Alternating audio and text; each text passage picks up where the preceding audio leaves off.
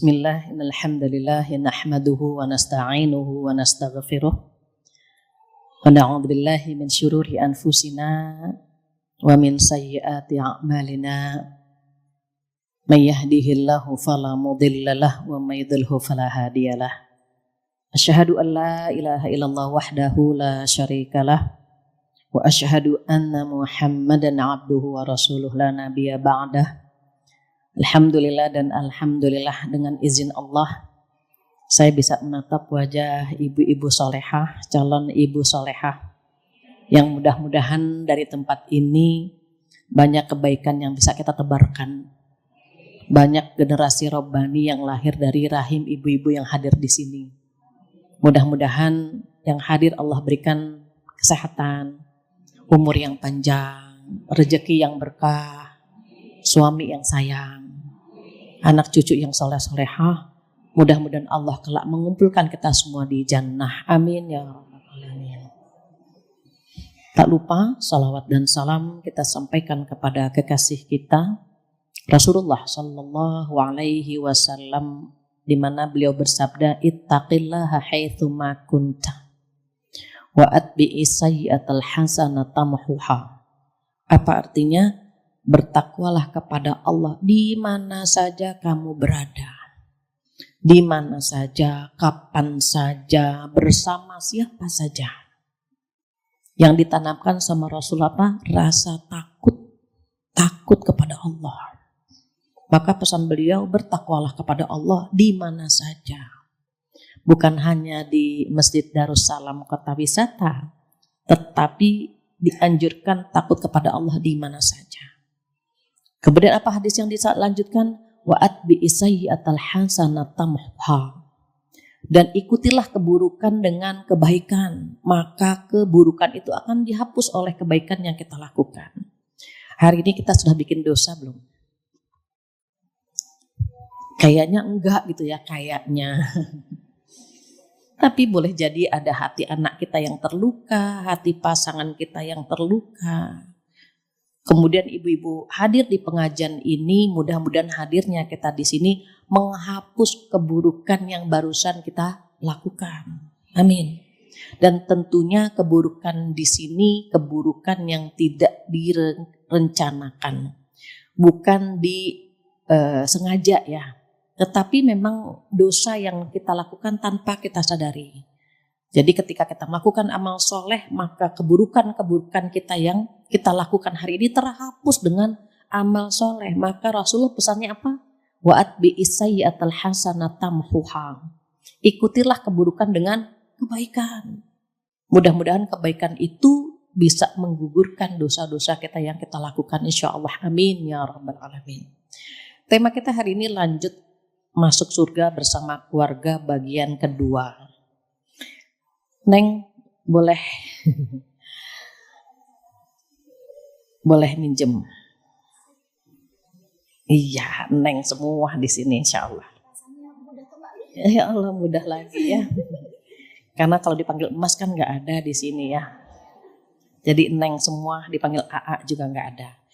Oke teman-teman, boleh buka surat 13, surat Ar-Ra'd.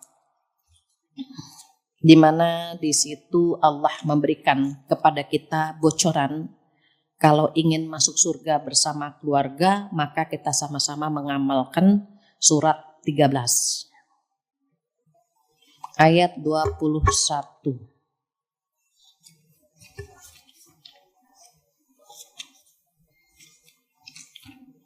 Kemarin alhamdulillah yang hadir kemarin bulan lalu, maksud saya sudah kita bahas menggapai surga bersama keluarga nomor 1 sampai nomor 3 gitu ya. Insya Allah hari ini nomor 4. Maka baiknya kalau ngaji itu jangan sip-sipan. Kalau ngajinya sip-sipan ketinggalan. Jadi boleh qari'ah kita tolong bacakan surat Ar-Ra'd, surat ke-13 ayat 20 sampai 23. Atau ayatnya, boleh terjemahannya saja boleh, sama ayatnya boleh, silahkan bebas. A'udzubillahi minasyaitonirrajim. Dan orang-orang yang menghubungkan apa yang diperintah Allah dan agar dihubungkan, dan mereka takut kepada Tuhannya dan takut kepada hisab yang buruk. Dan orang yang sabar karena mengharap keridhaan Tuhannya, melaksanakan sholat, menginfakkan sebagian rizki yang kami berikan kepada mereka secara sembunyi atau terang-terangan, serta menolak kejahatan dengan kebaikan, orang itulah yang mendapat tempat kesudahan yang baik, yaitu surga-surga Adn. Mereka masuk di dalamnya bersama dengan orang-orang yang saleh dan nenek moyangnya, pasangan-pasangannya, dan anak cucunya. Sedangkan para malaikat masuk di ke tempat-tempat yang mereka semua dari semua pintu. Dan sambil mengucapkan selamat sejahtera atasmu karena kesabaranmu, maka alangkah nikmatnya tempat kesudahan itu. Masya Allah, Masya Allah. Baca ayat ini kita melayang ya, enak ya. Kalau bisa kumpul di surga bersama anak cucu kita, nenek moyang kita.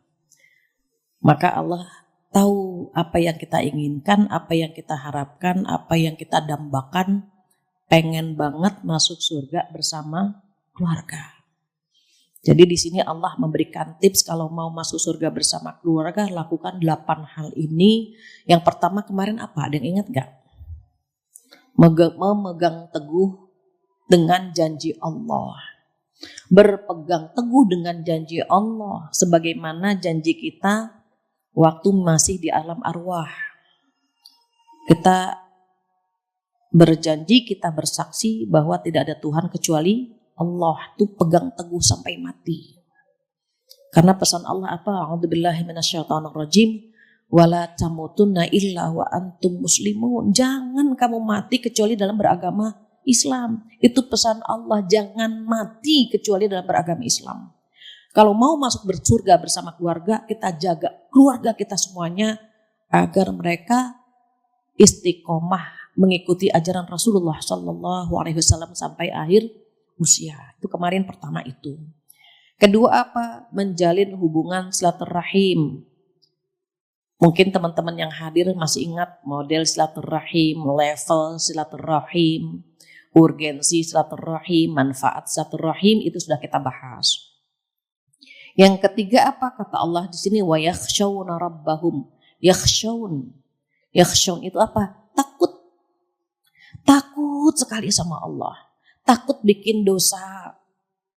Mengapa? Karena Allah mengirim duta-dutanya untuk mengawasi kita. Ada malaikat Raqib, ada malaikat Atid. Malaikat Raqib itu CCTV-nya. Nih ibu-ibu, teman-teman yang hadir di sini ada CCTV. CCTV-nya dari Allah langsung melalui malaikat Raqib.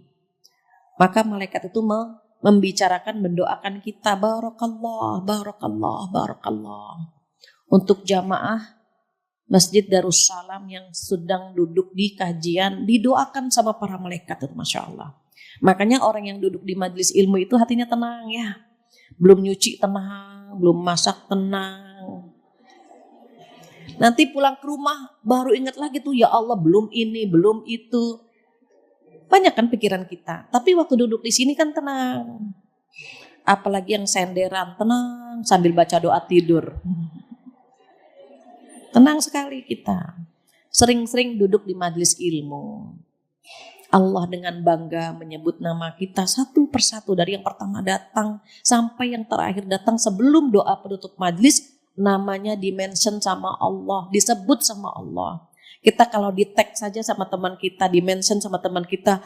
Ya Allah namaku disebut gitu kan. Sama manusia saja kita bangga. Apalagi yang menyebut nama kita adalah Allah Subhanahu wa ta'ala. Apakah ada yang lebih keren dari Allah? Kalau Allah sudah menyebut nama kita, malaikat sudah menyebut nama kita. Nanti ketika di hari kiamat mereka hafal dengan wajah kita. Mereka hafal dengan kegiatan kita. Oh pantaslah kalau dia masuk surga. Kalau ada seorang hamba masuk neraka, sedih mereka. Hamba ini rajin ngaji, hamba ini rajin melakukan amal soleh, bagaimana mungkin begitu? Maka kenapa orang-orang yang duduk di majelis ilmu itu masalahnya insya Allah selesainya lebih gampang karena dia mendekat kepada Allah Subhanahu wa Ta'ala. Maka di sini dikatakan yang ketiga, kalau mau selamat dari api neraka, mau kumpul bersama keluarga di dalam surga, takut kepada Allah Subhanahu wa Ta'ala. Kenapa? Ada duta-duta Allah yang mengawasi kita. Kalau sudah takut sama Allah, maka hisabnya bagus. Gini, jika seorang murid takut banget nilainya jelek, dia rajin belajar nggak? Rajin. Gurunya bilang besok anak-anak bawa buku PR, kerjakan PR halaman sekian sampai sekian, dikerjakan nggak sama dia? Dikerjakan. Kenapa? Takut sekali rapotnya buruk. Takut rapotnya jelek, maka mereka akan melakukan apa saja yang gurunya perintahkan. Terus gurunya bilang, jangan nyontek ya. Oke Bu Guru. Itu kita takut sekali dengan Pak Guru dan Bu Guru yang mengajarkan kita. Masa kita gak takut sama Allah? Padahal yang ngasih surga dan neraka Allah. Yang punya surga dan neraka Allah. Jadi wajar kalau Allah membuat peraturan. Membuat rambu-rambu yang ini boleh, yang ini tidak boleh. Yang menciptakan kita Allah. Yang mengatur hidup kita Allah. Sehingga kelak akan Allah tempatkan yang layak buat kita. Kalau kita ternyata punya amal yang baik, amal soleh, surga untuk kita insya Allah. Sebaliknya jika amal buruk yang kita lakukan, na'udzubillah, mampir ke neraka dan kita nggak sanggup kita masuk neraka. Jadi kalau kita lagi bikin dosa, kita terkadang berpikir, ya Allah kita kok sanggup bikin dosa. Kok bisa bikin dosa padahal kita nggak sanggup kalau dimasukkan ke dalam api neraka, kita nggak sanggup. Maka orang yang selamat dari api neraka yang akan dimasukkan ke dalam surga, yang punya rasa takut kepada Allah. Apa yang disebut dengan ihsan? Ihsan itu anta abudallah ka'annaka tarah. Ihsan itu ada 2 level. Yang pertama, dia beribadah seakan-akan melihat Allah. Melihat dengan hatinya. Melihat dengan firasatnya. Kalau kita belum sampai ke level itu, turun ke bawah ke level berikutnya, yaitu kalau kamu tidak melihat Allah, maka Allah melihatmu. Itu definisi ihsan itu begitu. Anta abudallah ka'annaka tarah wa illam takun tarah fa innahu yarak. Engkau beribadah seakan-akan engkau melihat Allah. Kalau kamu tidak bisa melihat Allah, maka sesungguhnya Allah melihatmu. Jadi level yang pertama namanya musyahadah. Bisa melihat Allah dengan hatinya. Yang kedua, kalau nggak bisa melihat Allah, turun ke bawahnya muraqabah. Jadi ada musyahadah, ada muraqabah. Kalau musyahadah dia merasa melihat Allah dengan mata hatinya, dengan firasatnya, dengan basirahnya. Kalau kita belum selevel itu, minimal kita merasa dipantau sama Allah. Itu level muraqabah. Kalau orang merasa dipantau, takut bikin kesalahan, takut bikin dosa, takut bikin maksiat. Maka orang-orang yang taubat dengan dosa masa lalu, oh itu bahagia, Allah bahagia banget Allah itu. Misalnya kita punya kendaraan itu kesayangan kita. Terus tiba-tiba kendaraannya hilang. Aduh kita panik, ya Allah itu kan barang kesayangan saya, kendaraan kesayangan saya. Tiba-tiba ada informasi, Bu mobilnya ditemukan. Kita bahagia gak Bu? Bahagia. Allah melihat hambanya bertaubat, bahagianya melebihi bahagianya seorang hamba yang kendaraannya hilang, kemudian ditemukan kembali. Jadi kalau ada orang taubat, Masya Allah dia datang lagi. Aku rindu dengan hambaku yang satu itu. Dia hadir lagi, dia datang lagi kepadaku, dia mohon ampun lagi kepadaku. Allah bahagia banget. Saya pernah ketemu dengan seorang wanita yang sedang kecewa. Suami selingkuh, bisnis hancur, anak-anak luar biasa ujiannya. Temannya bilang, Bu Fatia minta waktu 5 menit. Teman saya ini mau murtad katanya. Karena kecewa. Akhirnya Saya ketemu 5 menit karena saya ada agenda lagi. Saya tanya, Ibu ada yang ingin disampaikan saya? Dia jawab, Bu Fathia, Allah di mana? Allah kemana? Saya sakit, keluarga saya berantakan, suami saya selingkuh, bisnis saya hancur, Allah kemana? Namanya orang lagi marah, kita dengarkan saja sampai dia selesai. Saya balik tanya, Ibu sholat? Kadang-kadang. Kan lagi marah kan, jadi jawabnya. Ibu puasa? Ya kadang-kadang. Ibu hadir di pengajian? Ini baru pertama ngaji. Terus dia lagi marah, kita dengarkan. Saya bilang sama ibu ini, Ibu, Allah nyari ibu. Di tempat orang sholat ibu gak ada. Di tempat orang puasa ibu gak ada. Di tempat orang sedekah ibu gak ada. Di pengajian ibu gak ada. Ibu kemana selama ini? Ibu nyari Allah. Ibu merasa Allah meninggalkan ibu. Salah, saya bilang. Justru selama ini ibu yang meninggalkan Allah. Allah cari ibu. Di tempat pengajian ibu gak ada. Di tempat sholat ibu gak ada. Di tempat orang puasa gak ada. Di tempat orang bersedekah ibu gak ada. Ibu kemana? Bukan Allah yang meninggalkan ibu. Ibu yang meninggalkan Allah. Kemana ibu selama ini? Mulai nangis dia. Betul Allah nyari saya. Allah nyari ibu. Ibu kemana? Saya bilang. Mulai nangis. Terus gimana dong? Ibu duduk di pengajian lagi besok. Bulan depan kita ngaji lagi. Bulan depan kita ketemu lagi. Ibu hadir ya. Saya bilang. Iya. Ketemulah bulan depan. Saya tanya sama temannya gimana. Dia jadi murtad gak? Alhamdulillah gak jadi Bu katanya. Bahkan dia hadir lagi hari ini. Ketika ketemu Bu Fathia saya ngaji lagi. Tapi saya belum pakai jilbab. Gak apa-apa. Saya bilang hadir saja di pengajian. Karena orang-orang yang hadir di majelis ilmu itu sesungguhnya dimudahkan langkahnya sama Allah.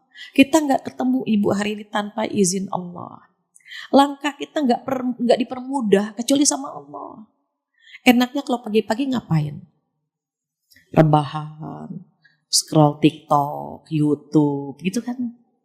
Tiba-tiba kita bilang, besok ngaji yuk di Masjid Darussalam. Langkah kita dipermudah, hadir kita di sini dipermudah. Itu karena Allah sayang banget sama kita. Dibimbingnya langkah kita ke tempat ini, Masya Allah. Jadi nggak mungkin orang yang kumpul bersama orang baik-baik jika dia tidak punya hati yang baik. Walaupun dosa masih kita lakukan, minimal kita masih punya hati yang baik untuk kumpul bersama orang-orang baik. Karena jika Allah menghendaki kebaikan dari seorang hamba, Allah akan pertemukan dia dengan orang baik-baik. Maka orang yang takut kepada Allah Subhanahu wa Ta'ala, sesungguhnya Allah tanamkan ke dalam jiwanya rasa muraqabah, yaitu merasa dipantau oleh Allah Subhanahu wa Ta'ala. Yang keempat kita akan bahas hari ini, wa yakhafuna su'al hisab. Jadi kalau yang pertama berpegang teguh dengan janji Allah, yang kedua menjalin silaturahim, yang ketiga takut sekali kepada Tuhan mereka, takut sama Allah, maka yang keempat mereka takut dengan hisab yang buruk. Kalau mau masuk surga, tanamkan ke dalam jiwa kita takut dengan hisab yang buruk. Hari kiamat disebut dengan yaumul hisab, hari perhitungan. Dihitung, ditanya, dimintakan tanggung jawab apa yang sudah kita lakukan selama hidup kita. Ini kaki kita ini tidak akan pernah bergerak. Tidak akan pernah pindah tempat sebelum kita menjawab 4 pertanyaan dari Allah Subhanahu wa Ta'ala. Apa yang dimintakan tanggung jawab oleh Allah? Yang pertama, umur kita. Ibu-ibu yang hadir di sini umurnya berapa? 20 ke atas, 30 ke atas ya. Ditanya selama umurmu, apa yang sudah kamu lakukan? Kamu dapat hidayah kapan? Apakah kebaikan yang kamu lakukan atau keburukan? Ditanya. Bagaimana perilakumu dengan orang tuamu? Bagaimana adabmu dengan suamimu? Bagaimana suami kepada istrinya, dan bagaimana kita menggunakan waktu yang Allah berikan ini kepada anak-anak kita, kepada sahabat-sahabat kita. Ditanya sama Allah. Ini kaki ini gak akan pernah bergeming, gak akan pernah pindah sebelum bisa menjawab pertanyaan yang pertama. Umur kita. Jadi kalau misalnya kita saat ini katakanlah umurnya ada yang 40.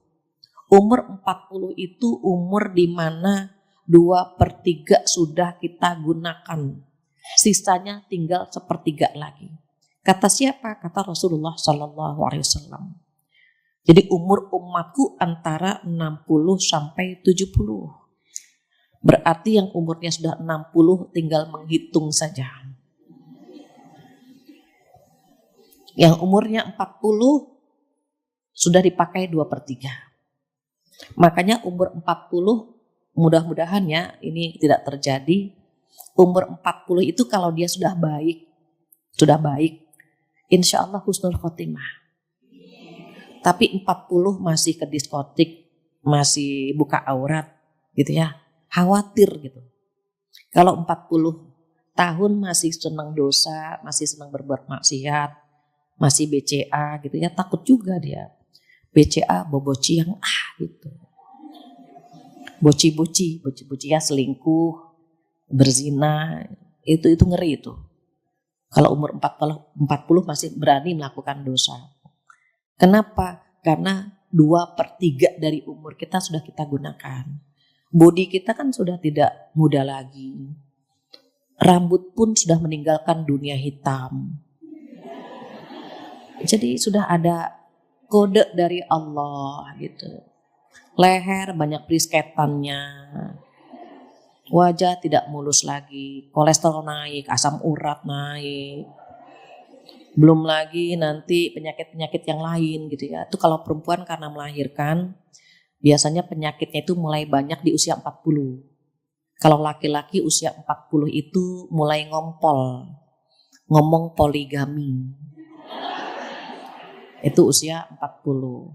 Makanya suka gak ketemu antara istri dengan suami kan. Suami lagi seneng-senengnya ngomong poligami, kita lagi mikirin asam urat, darah tinggi. Bisa kita bayangkan seperti apa rumah tangga kita gitu. Terus gimana dong? Suami harus menjaga perasaan istrinya. Ya, bicaranya jangan melukai gitu. Istri pun mulai pandai merawat diri. Perawatan itu dibolehkan, bahkan dianjurkan gitu. Karena kita tahu, suami mulai ngompol nih, penampilan kita agak menarik. Jangan sampai penampilan kita biasa-biasa saja. Karet bekas bungkusan gado-gado ditempel di sini. Gantilah. Beli jepit yang indah, baju juga indah. Ibadah kok itu Bu, ibadah gitu. Nanti kan ditanya sama Allah, selama umur kamu sekian kamu ngapain saja, kan begitu. Pengennya kita walaupun ndak solehah banget, nggak ibadah terus, tetapi pengen semua orang bersaksi bahwa kita orang baik gitu kan. Anak kita bersaksi kita ibu yang baik, suami bersaksi bahwa kita istri yang baik, teman-teman kita bersaksi bahwa kita orang baik.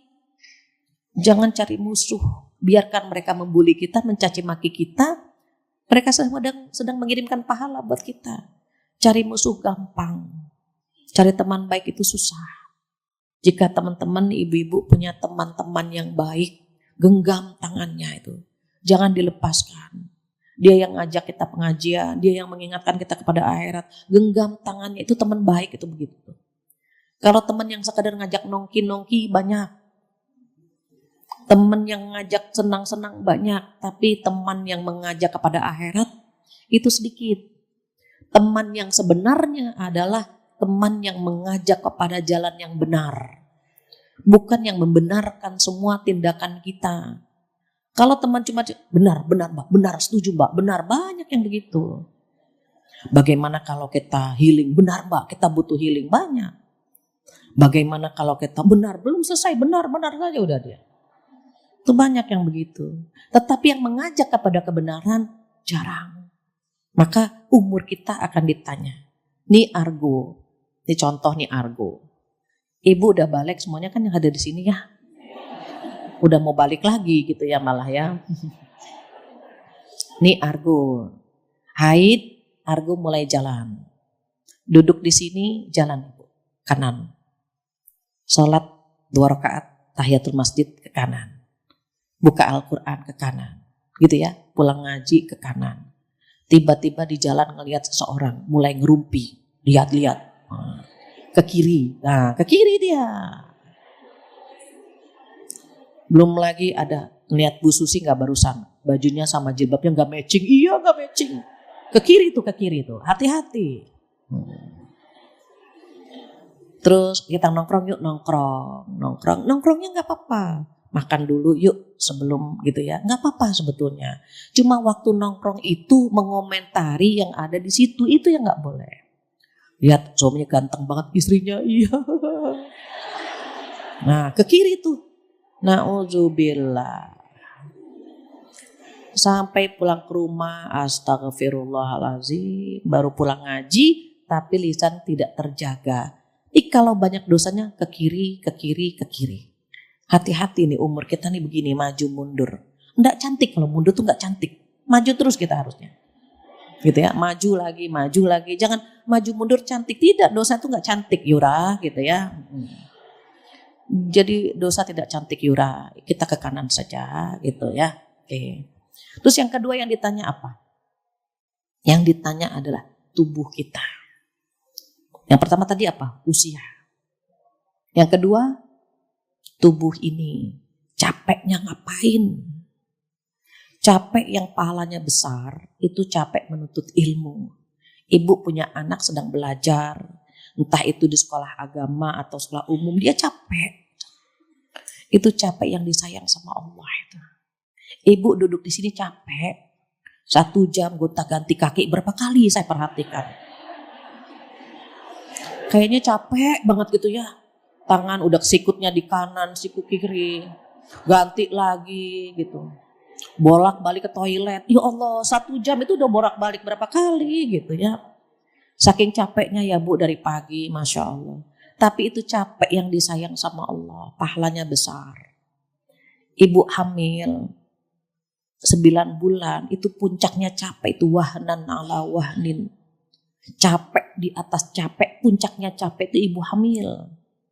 Kalau dia ikhlas, berharap pahalanya seperti seorang mujahid yang tahajud setiap malam dan puasa setiap hari. Kalau ikhlas. Kalau nggak ikhlas sayang. Apalagi kita mengkomparasi tubuh ini dengan tubuh suami. Enak sekali suami. Cuma menikmati buah hatinya. Kita 9 bulan. Ini pegel, itu pegel gitu kan. Tidur miring ke kanan salah, ke kiri salah. Nelentang meninggal gitu kan. Nelentang, tang ditelen. Bukan terlentang, nelentang. Tengkurap lebih parah lagi. Itu capek. Iya, kalau tengkurap seperti jungkat-jungkit kan jadinya kan gitu. Makanya capek di atas capek perempuan itu. Bayangkan kalau ada seorang suami yang tidak menghargai lelahnya istri, itu bisa kita pertanyakan tuh, kenapa dia menikahi wanita itu? Kalau cuma untuk diselingkuhi, untuk KDRT, kenapa dinikahi? Kalau tidak suka, antarkan istrinya ke orang tuanya. Sedih kita kalau melihat perempuan ada dipukuli gitu ya. Perempuan dikhianati, dia nggak tahu. Anak perempuan ini di rumahnya disayang. Anak perempuan ini dimanja. Ketika ibunya melepaskan untuk suaminya, itu orang tua nangis. Kenapa nangis? Karena dia belum tahu apakah aku menyerahkan putriku kepada orang yang tepat.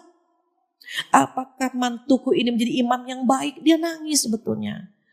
Jika ternyata terjadi sesuatu yang tidak diinginkan, itu orang tua itu sakit sekali. Sakitnya melebihi anaknya. Jadi ini luar biasa kalau misalnya kita menikah ya. Suami kita mungkin ekonominya tidak seperti yang kita harapkan. Kita capek gitu ya, capek ngurus anak, capek nyuci, ngepel. urusan-urusan rumah tangga karena tidak ada ART, itu pahalanya besar, Masya Allah. Kenapa? Karena sebetulnya sebuah amal soleh itu di rumah. Suami punya kewajiban memberikan kepada kita sandang, pangan, papan. Bahkan yang lebih ekstrimnya lagi, istri itu tinggal buka mulut aja disuapin gitu. Sebetulnya. Kenapa? Sandang, pangan, papan itu kewajiban suami. Tapi kan dengan kebaikan istrinya masak gitu kan. Karena tidak ada ART. Dia nyuci piring. Itu amal yang pahalanya luar biasa karena itu bukan kewajiban. Mengapa ulama seperti Imam Syafi'i mengatakan memasak dengan mencuci bukan kewajiban istri? Ketika saya posting di Instagram saya, wah itu bapak-bapak banyak yang bully gitu kan. Haters saya tambah banyak ini gitu ya. Banyak yang julid lantaran saya mengambil pendapat Imam Syafi'i. Jadi dulu ada seorang pria datang ke rumah Umar. Ketika pria ini berkata bagaimana Umar gitu ya mendidik, mengkondisikan istrinya sehingga bisa menjadi istri yang baik. Karena istrinya dia ngomel-ngomel terus gitu. Ngomel-ngomel, marah-marah. Kalau perempuan udah capek tuh ngomelnya sering. Perempuan itu kan ngemil, ngemol, ngomel. Dia kalau capek ngomel gitu. Akhirnya dia datang ke rumah Umar. Sampai di rumah Umar, istrinya Umar juga lagi marah-marah. Apa kata pria ini? Perempuan di mana-mana sama aja. Gitu. Mau pulang kan? Ketika akan pulang Umar melihat, duhai Fulan, apa yang membuatmu datang ke rumahku? Ngadulah pria ini. Istriku cerewet, istriku begini. Apa kata Umar? Biarkan, coba.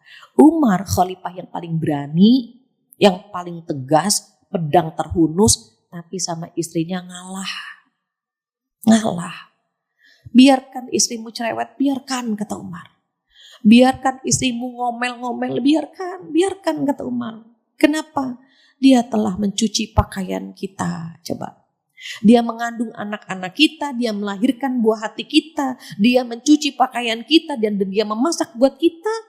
Padahal itu bukan kewajibannya, kata Umar. Kalimat Umar ini yang dijadikan dalil oleh sebagian para ulama bahwa memasak dengan mencuci bukan kewajiban.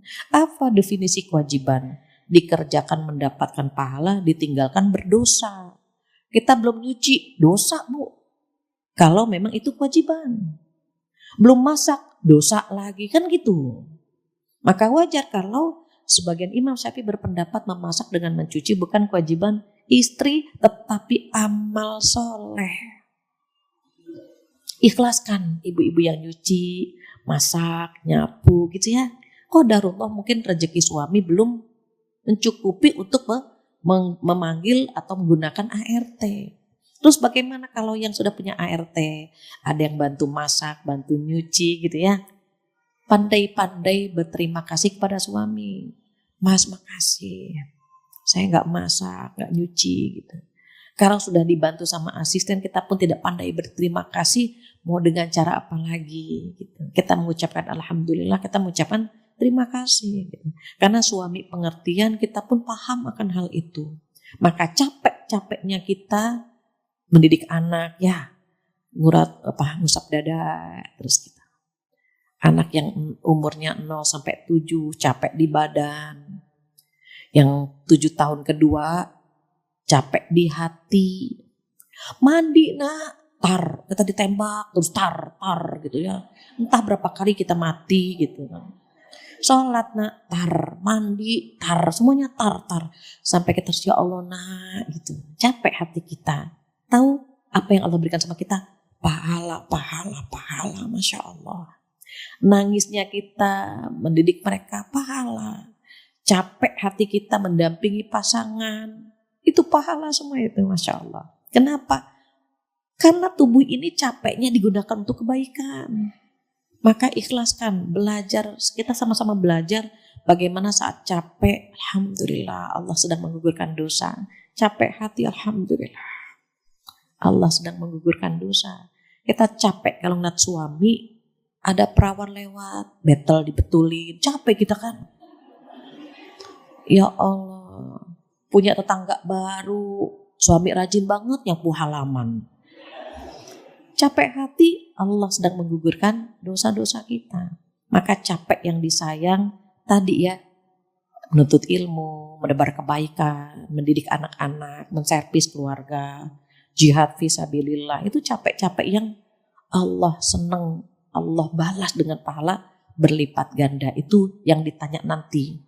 Jadi kalau tubuhmu capeknya buat apa? Ini. Masya Allah. Balasannya surga insya Allah. Kalau untuk kebaikan. Kemudian yang dihisab yang ketiga apa? Ilmu. Ilmu ditanya. Berapa usiamu ketika kamu memahami ini? Kapan kamu hijrah? Kapan kamu mulai berubah ke arah yang lebih baik? Kapan mulai mengamalkan ilmumu? Itu kapan ditanya semua sama Allah. Orang yang berilmu itu hisabnya lama. Orang kaya dengan orang berilmu hisabnya lama. Karena pertanyaannya panjang. Dari mana dapatnya gitu. Dan dikemanakan. Walaupun hadisnya di harta ya. Di harta. Nanti itu hisab yang keempat. Ilmu pun sama. Kita ngaji hari ini. Dapat ilmu apa? Surat yang kita bahas apa? Ini ngebet Al-Quran. Ini pahala ini. Ibu-ibu download di HP. Ngeliat juga kan. Ayat-ayat Allah, oh Allah ngajarin kita begini. Takut dengan hisab yang buruk, takut. Aduh takut banget deh kalau ilmu kita tidak bermanfaat. Dulu saya pernah tinggal di daerah Kumis dan Jenggot. Kumis itu kumuh dan miskin. Jenggot jejeran got, banyak comberan gitu ya. Keluar pintu comberan gitu. Nah qadarullah ketika baru pulang saya ingat. Baru pulang dari Pakistan kita belum tahu kondisinya. Sampai seorang ibu datang ke rumah saya, Bu Fatia, kalau ada orang pinter, dia mengetahui banyak hal, sementara di sekitarnya tidak tahu, gitu. Nggak bisa baca Quran, nggak sholat, itu orang pintarnya ditanya nggak ya, gitu dia nanyanya. Saya bilang ditanya, kenapa dia punya ilmu tetapi orang terdekatnya nggak paham. Apa jawab dia? Nanti Bu Fatia ditanya loh sama Allah, gitu. Kita baru pulang udah diancam begitu coba. Nanti Bu Fatia ditanya, kenapa? Saya bilang, di sini banyak yang belum paham cara sholat, belum bisa baca Quran. Saya bilang kemarin ibu-ibu baca yasinan kok, saya ikut baca yasinan mereka bisa. Betul mereka baca yasinan, tetapi sesungguhnya mereka hafal saja. Tapi kalau nunjuk yasin, itu yang mana enggak tahu dia, nggak bisa baca Quran. Saya bilang kalau begitu panggil teman-teman yang mau belajar baca Quran datang ke rumah. Bawa badan saja. Insya Allah Iqra ada di rumah saya, Quran ada di rumah saya, kerudung atau jilbab ada di rumah saya. Mulai itu datang. Awal-awal sekali itu ya, sebelum saya punya aktivitas rutin gitu ya, saya minta mereka belajar Iqra dari umur yang 35-40 sampai umur 70. Datang ke rumah. Jadi kita menggunakan otak kanan. Tiang, gitu kan. Ba, perahu yang ikannya di bawah, ba.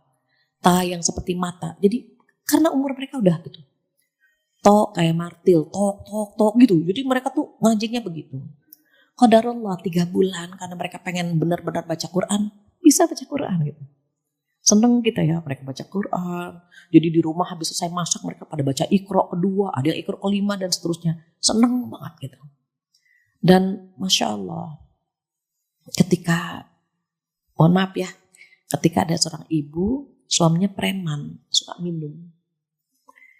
Nah suaminya pulang malam hari, habis minum dia mabuk, pulang ngeliat istrinya lagi sholat tahajud. Gitu. Kaget dia, karena selama ini jangankan sholat tahajud, sholat 5 waktu saja tidak. Gitu. Kamu sholat, baca Quran dia gak bisa, udah bisa. Kata istrinya, dites tuh sama suaminya, betul bacaan Qurannya gitu ya. Sampai ditanya dari mana, terus gimana. Suaminya tuh hormat sekali sama kita, sama keluarga. Karena gak nyangka di usia yang sudah tua, istrinya bisa baca Quran, bisa sholat, bisa. Jadi artinya kita tidak boleh melihat orang lain itu negatif saja gitu. Dia punya sisi baiknya. Nah akhirnya mereka mengapa? Umi makasih, mudah-mudahan kita semuanya istiqomah, bisa baca Quran, bisa sholat dan seterusnya. Jadi ilmu, saya bilang ditanya ini ilmu kita. Yang sudah kita sebarkan apa? Perempuan itu suka pelit sama ilmu. Mbak masakannya enak, bumbunya apa sih? Cuma cabai bawang aja. Dia ngasih tahu cuma cabai bawang. Padahal bumbu yang lain banyak banget, dia nggak kasih tahu kan gitu. Mbak ya Allah mukanya glowing banget. Pakai apa sih? Cuma air wudhu itu. Padahal dia pakai pelembab, pakai krim malam, krim pagi, krim ini, krim itu. Dia nggak kasih tahu itu. Tapi terkait ilmu yang kita dapatkan, jangan pelit-pelit. Mbak hari ini ngaji di sana apa? Oh ini kita bahas tentang masuk surga bersama keluarga gitu. Kita sembelih itu hewan bareng-bareng kita makan dagingnya. Ilmu ini seperti hewan sembelihan yang besar. Ada pepatah mengatakan apa? Al-ilmu sayyidun wal kitabatu qayyiduhu. Qayyid bil hibalil wathiqah. Ilmu ini binatang buruan. Dan tulisan itu adalah ikatannya. Maka ikatlah binatang buruanmu dengan kuat. Ikatan itu bisa dalam bentuk tulisan, bisa dalam bentuk rekaman. Kan sekarang begitu ya, di era digital banyak. Kalau misalnya kita punya hewan buruan, tetapi tidak kita ikat, besok pagi ketika kita akan sembelih bersama keluarga kita, hewan buruannya lepas. Kamu ngaji sama Bu Fatir dapat apa Bunda? Sebentar ya, kemarin aku catat di mana ya. Ternyata dia nyatatnya di tisu. Nyatat di situ ketika keringetan dikuel-kuel dibuang. Itu sama saja dia dapat ilmu atau dapat hewan buruan tapi mengikatnya tidak kuat. Kalau ini di sini kan Masya Allah ya rajin. Ada yang jiping, ngaji kuping. Ada yang jiro, habis ngaji ditaro. Tapi yang penting diikat gitu kan. Yang penting diikat. Apalagi Masya Allah Masjid Darussalam itu memfasilitasi ya. Direkam sehingga ibu-ibu bisa kalau lupa bisa melihat lagi. Ini jadi jariah nih buat panitia Masya Allah. Maka yang ketiga ditanya apa? Ilmu. Diamalkan atau tidak. Terus ala ilmu bila amalin kasyajar bila samar. Ilmu yang tidak diamalkan seperti pohon yang tidak berbuah. Kita capek-capek nanam tapi nggak berbuah kan sayang. Jangan sampai kita duduk di majelis ilmu itu materialistis. Ngumpulin materi saja materi tapi tidak kita amalkan sayang gitu ya. Nanti ditanya oleh Allah Subhanahu wa taala tentang ilmu kita. Baru yang terakhir yang ditanya adalah harta kita. Dari mana harta tersebut dan dikemanakan? Nah itu. Jadi kalau yang lain coba ditanya umur, fisik, atau tubuh, sama ilmu. That's it, udah. Tapi kalau harta, ditanya hartanya dari mana dan dikemanakan. Ini kan wajahnya wajah nge-mall ya kita. Kalau ke mall, ke swalayan, kita belanja sembako, itu panjang kan struknya. Nah itu seperti itu. Kalau cuma beli gula dan teh, struknya kan cuma kecil. Berapa Mbak? Gula, teh. Struknya pendek. Selesai. Tapi kalau kebutuhan rumah tangga, sembako, itu kan panjang. Persis seperti itu pertanyaan kita terkait dengan harta.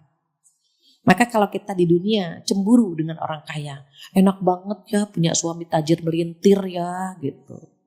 Mau apa-apa dapat. Saya ya Allah nabung dulu gitu. Bagus kan?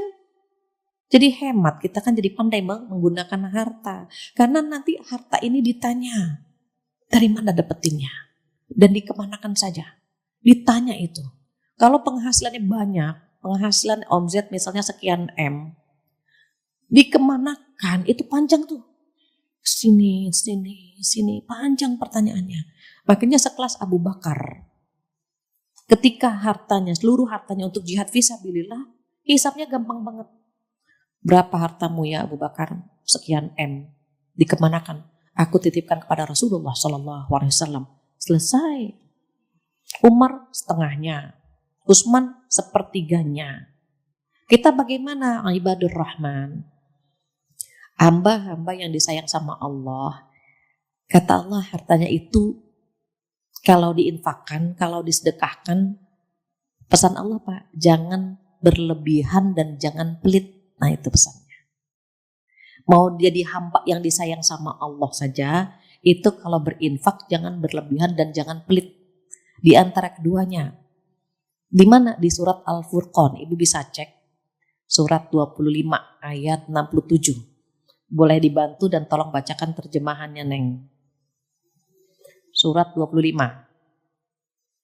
ayat 67. A'udzubillahi minasyaitonirrajim. Dan termasuk hamba-hamba Tuhan yang Maha Pengasih, orang-orang yang apabila menginfakkan harta mereka tidak berlebihan dan tidak pula kikir di antara keduanya secara wajar. Secara wajar. Berlebihan tidak boleh, pelit juga nggak boleh. Kenapa tidak boleh berlebihan? Allah tahu hambanya kalau sedekahnya berlebihan suka nyesel. Nyesel dia. Kotak jalan, dia titipkan 100.000. Pas keluar ada bazar. Jilbab 1.000 dapat 3, ya 100.000 dapat 3. Aduh, coba tadi naruhnya jangan 100. Kita ini suka nyesel kalau berlebihan. Cinta yang berlebihan, tiba-tiba dia meninggalkan kita, kita nyesel gitu kan. Benci yang berlebihan, tiba-tiba dia begitu sayang kepada kita, nyesel. Maka tidak boleh berlebihan. Sedekah yang berlebihan pun demikian.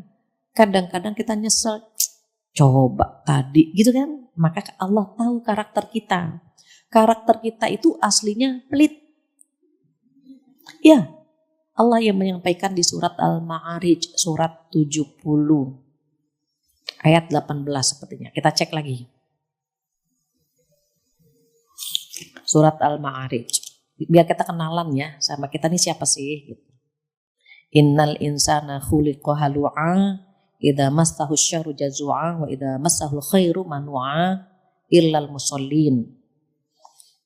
Ayat ke-19 sampai ayat 25. Boleh Neng. Surat ke-70 ayat 19 sampai ayat 25. Silakan. A'udzubillahi minasyaitonirrajim. Sungguh manusia diciptakan bersifat suka mengeluh. Apabila dia ditimpa kesusahan, dia berkeluh kesah. Dan apabila mendapat kebaikan harta, dia jadi kikir. Kecuali orang-orang yang melaksanakan sholat. Mereka tetap setia melaksanakan sholatnya. Dan orang-orang yang di dalam hartanya disiapkan bagian tertentu. Bagi orang miskin yang meminta dan tidak meminta. Betul. Dan tidak meminta. Ini tips dari Allah biar nggak sering ngeluh, biar nggak pelit gitu. Itu setia dengan sholat. Terus ada dana yang dialokasikan bagi yang meminta dan yang tidak meminta. Kita punya adik, punya kakak nggak minta kan sama kita, tapi kita tahu dia butuh gitu. Ada tetangga kita dia butuh tapi nggak minta sama kita. Ada alokasikan harta tersebut yang kita infakkan untuk yang meminta dan yang tidak meminta. Kalau sudah seperti ini, insya Allah itu hilang penyakit kita. Ini Allah yang memberikan bocoran kepada kita. A'udzubillahi minasyaitonirrajim. Innal insana khuliqa halu'a idza massahu syarru jazua wa idza massahul khairu manua. Sesungguhnya manusia itu diciptakan suka ngeluh. Lebih banyak mana ngeluhnya sama syukurnya? Ngeluhnya. Sendiri ngeluh. Mbak enak ya udah nikah, saya belum mbak gitu. Yang sudah menikah ngeluh juga. Mbak enak bangetnya masih sendiri bebas kemana-mana. Saya udah nikah ya Allah. Ngeluh kan? Belum punya anak ngeluh. Ya Allah mbak enak ya punya anak. Ada yang diajak main. Seneng ya mbak gitu. Saya belum punya anak mbak. Ya Allah mbak doain ya mbak gitu. Terus yang sudah punya anak bilang apa? Mbak enak banget ya belum punya anak tidur nyenyak. Saya mbak ya Allah. Terus bersyukurnya kapan? Ini Allah yang memberikan bocoran kepada kita, itu sikap kita. Sifat kita tuh begitu gitu. Kalau dikasih kesulitan dia mengeluh. Kalau dikasih harta dia kikir, pelit. Kecuali siapa? Orang-orang yang setia dengan sholatnya. Makanya nanti masuk surga bersama keluarga itu ada sholat, ada zakat atau sedekah. Karena 2 tips ini nanti kita praktekkan. 2 tips ini itu bisa mengikis penyakit hati tadi gitu. Sebetulnya ada 8, tapi yang kita bahas terkait penyakit kita itu 2, karena 2 ini lebih mudah buat ibu-ibu solehah gitu ya.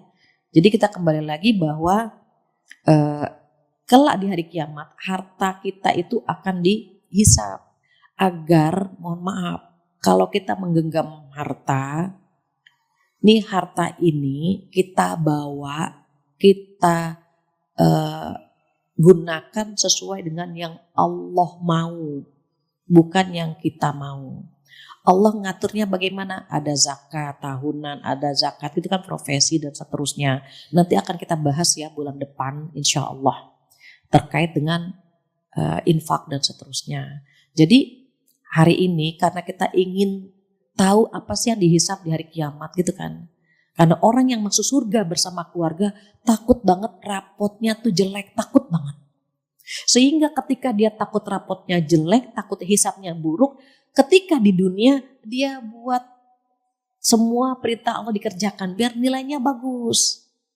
Nanti di hari kiamat rapot ini akan diberikan oleh Allah. Kata Allah apa? Kalau yang punya amal soleh ngambilnya dengan tangan kanan. Gitu. Kalau yang amalnya toleh, amalnya buruk, ngambil dengan tangan kiri.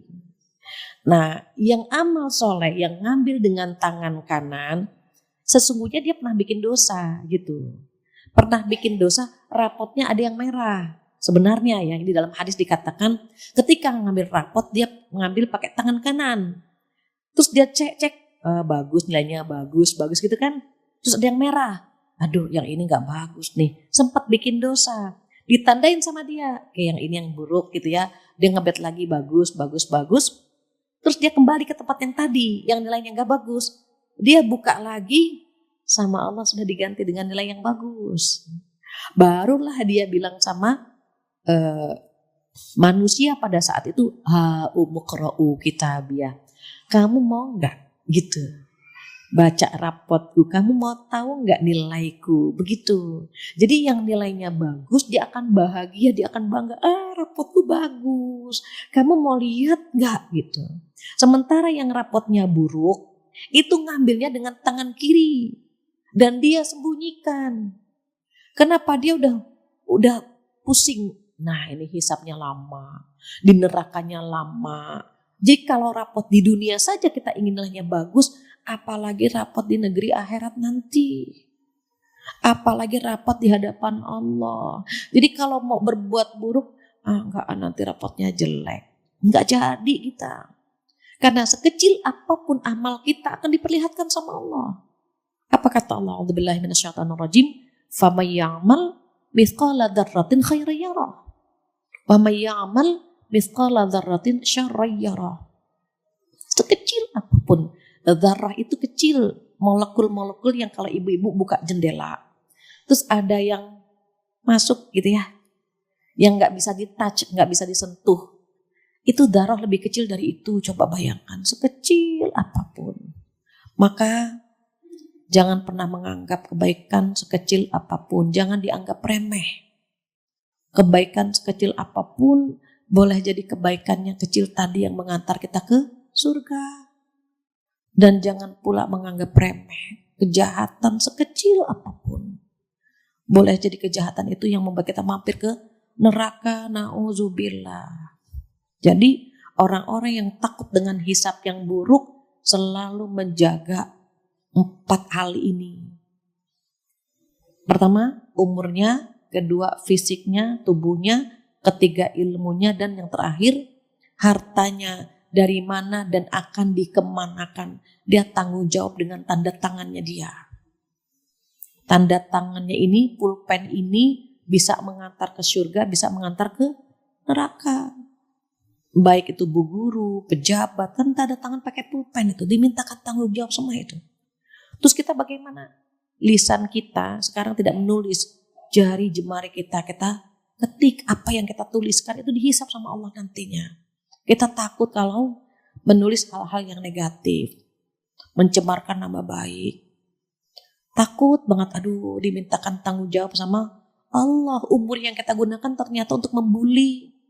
Anggota tubuh kita capeknya untuk berbuat dosa, takut banget. Maka orang-orang yang takut dengan hisab yang buruk, insya Allah akan selamat dari api neraka. Karena dia selalu menjaga hal-hal yang bisa membuat rapotnya indah.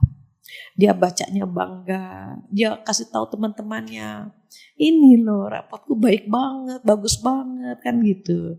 Ini terkait dengan wa yakhafuna su'al hisab. Terakhir yang ke-6. Kelima ya. Mudah-mudahan cukup. Yang kelima kata Allah, a'udzubillahi minasyaitonirrajim, walladzina sabaru ibtigha'a wajhi rabbihim. Yang kelima, Masya Allah, orang-orang yang sabar karena mengharap keredoan Tuhannya. Sabar mengharap redho Allah. Terus sabar di berapa tempat? Sabar di 3 tempat. Sabar itu ada 3 macam. Kalau yang pernah ngaji masih ingat. Tapi saya khawatir catatannya hilang ya. Kalau terkadang ya, kalau kebanyakan ilmu kan ilmunya nguap tuh. Nah, sabar di 3 tempat. Apa yang pertama? Sabar yang pertama, sabar dalam menjalankan perintah Allah. Salat sabar, puasa sabar, taat sama suami sabar. Kenapa? Sabar dalam ketaatan. Kalau kita nggak sabar, mungkin sholat zuhur 2 rakaat kita udah salam. Lama banget 4 rakaat 2 aja gitu. Tapi kita kan sabar kan nunggu sampai 4 rakaat baru salam. Hanya mohon maaf, kita sholat itu tidak sabar. Kadang-kadang sholatnya subuh, yang dipikirkan zuhur. Itu nggak sabarnya di situ. Baru sholat subuh nih, Allahu Akbar. Nanti siang anak-anak makan apa ya? Nah itu. Kayaknya di kulkas ada ayam. Allahu Akbar gitu. Enaknya ayam diopor apa digoreng? Sami Allah liman hamidah. Tuh gak sabarnya kita kan masih sholat subuh. Kenapa mikirnya makan siang? Kita suka gak sabar untuk khusyuk gitu maksudnya. Itu yang bikin kita gak sabar untuk khusyuk. Nah itu sabar dalam ketaatan. Taat sama suami itu kan perintah Allah. Sabar gak sama suami? Enggak. Kalau suami bilang, Bunda udah sholat, ya ayah, enak kan selesai. Tapi kadang-kadang kita gak sabar kalau ayahnya mengingatkan. Bunda sudah sholat, ayah juga kadang-kadang telat gitu. Padahal kan tinggal bilang, iya selesai kan. Tapi kita gak sabar begitu. Maka saat kita sabar menjalankan perintah Allah, karena kita mencari redha Allah semata. Sabar dalam menjalankan perintah yang rukun Islam yang 5. Sabar nutup aurat. Ibu sabar nutup aurat ya. Tapi rambut saya cakep loh Bu, baru dari salon. Kasih suami aja. Memang kita kan ke salon buat suami kita. Gitu ya. Jadi ini Masya Allah akhir zaman nutup aurat itu akan menjadi amal yang sangat sulit. Walaupun kita sudah terbiasa, tetapi akhir zaman itu kadang menjadi sesuatu yang dilarang gitu kan. Maka yang bagus kita mulai belajar bagaimana jilbab kita itu nutupin dada. Itu diperintahkan tuh. Banyak kan jilbab bunuh diri. Yang dicekek itu kan bunuh diri. Jilbab dicekek itu gak sehat. Yang begini dilepas, biarkan dia merdeka gitu. Jadi itu yang dianjurkan, tutup dadanya. Kok bisa sih panas-panasan pakai jilbab mencari ridho Allah? Itu sabar yang pertama. Sabar yang kedua apa? Dalam meninggalkan maksiat, dalam meninggalkan larangan. Nggak boleh selingkuh, ya sabar. Nggak boleh ngerumpi, ya sabar. Nggak usah protes dengan syariat Allah. Kenapa sih ya haji harus di tanah haram, mana mahal, coba kalau haji di Monas. Sabar, memang perintah Allah di sana. Terus kenapa sih kalau orang taat nggak ada protes, termasuk dilarang nggak akan protes. Kenapa sih nggak boleh selingkuh? Kenapa sih nggak boleh ngerumpi? Bahkan saya pernah ngajar di salah satu kantor itu panitianya ngemut permen. Ngemut permen, saya tanya, Mbak ngemut permen terus? Iya, habis kalau nggak ngerumpi asem. Dari pagi saya udah belajar nggak ngerumpi, jadi dia ngemut aja gitu, ngemut permen gitu ya. Karena kalau perempuan dilarang ngerumpi, itu mereka ke kelurahan minta SKTM, surat keterangan tidak mampu. Gitu. Jadi kalau kita bisa nahan nggak ngerumpi, itu Masya Allah. Lagi belajar, kan harus sabar. Sabar dalam meninggalkan larangan Allah. Paling berat buat ibu-ibu itu ngerumpi ya. Meninggalkan ngerumpi itu paling berat. Paling berat buat bapak-bapak itu menahan pandangan. Dia menahan pandangan itu berat buat dia. Kenapa? Yang lalu lalangan banyak tuh perempuan. Dia harus nunduk. Kalau ngelirik, ya Allah sayang, mubadir dia. Makanya kalau ada bapak-bapak sabar untuk menahan pandangan. Oh, perempuan itu bukan muhrim saya nggak layak lihat. Itu keren. Kita sabar menahan lisan kita, itu keren.